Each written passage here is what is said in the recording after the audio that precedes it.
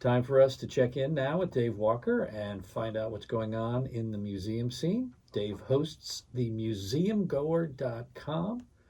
Dave, welcome back. And what are you looking at this week? It's time for a long Lafayette weekend, and I'm not talking about a drive west to the home of the Raging Cajuns. This long weekend is all happening right here in New Orleans. The Cabildo, one of 10 Louisiana State Museum satellites, and a host of partners are producing a series of events marking both the 200th anniversary of the Marquis de Lafayette's tour of all 24 American states of the day, but most importantly, his 5-day New Orleans residency in April 1825. Also the opening of a new exhibit that explains to everybody here now what the big deal was here then.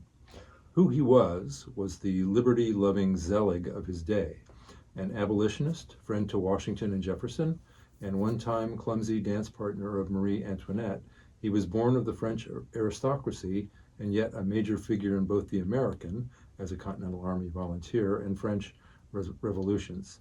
The Friends of the Cabildo staged a virtual symposium about Lafayette in February. Search for its YouTube archive to find an invaluable remedial refresh.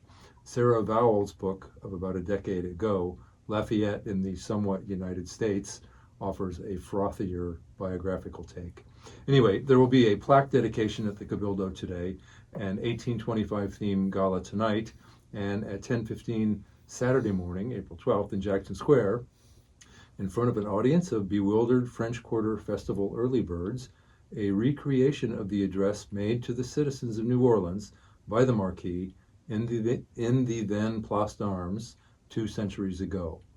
The address will be delivered by Colonial Williamsburg historical interpreter Mark Schneider, who is known as the Lafayette, according to Becky Mackey, acting director of the Louisiana State Museum.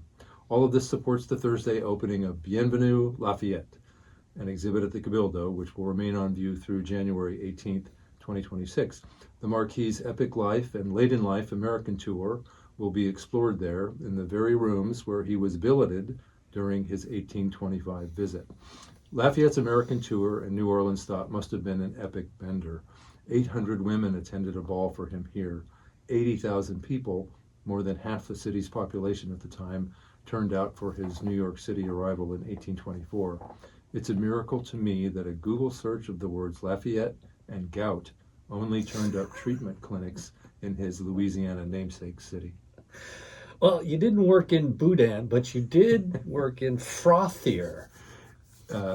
Sarah Vowell's book is wonderful, and all you need to know about it is that Nick Offerman voices George Washington in the audiobook version of Lafayette in the Somewhat United States. Turning quickly to public programs, the Museum of the Southern Jewish Experience will host an opening reception for its new exhibit, Most Fortunate Unfortunates, the Jewish Orphans Home of New Orleans, at 5:30 p.m. today, April 9th, more at msje.org. At 6 today, this month's Gallier Gathering Book Club will discuss the 2019 book Recipes for Respect, African American Meals and Meaning by Rafia Zafar. More at hggh.org.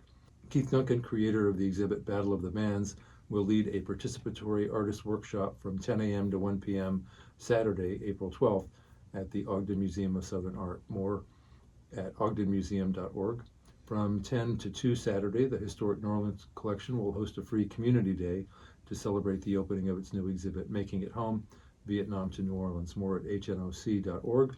And on Tuesday, April 15th at 4:30 p.m., the National World War II Museum will host a Meet the Author event featuring Jan Davis, author of Airborne, 2 Generations in Flight, and its companion, Airborne, Artistic Musings of a World War II Pilot and POW.